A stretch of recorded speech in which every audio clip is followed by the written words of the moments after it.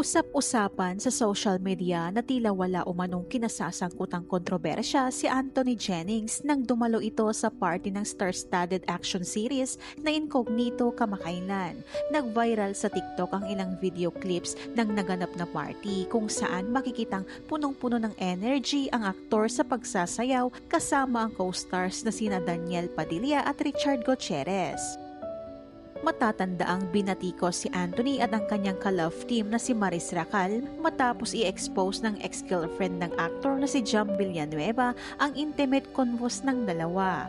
Pero kalaunan ay pareho namang nagsorry sina Anthony at Maris sa cheating issue na kinasangkutan nila sa publiko.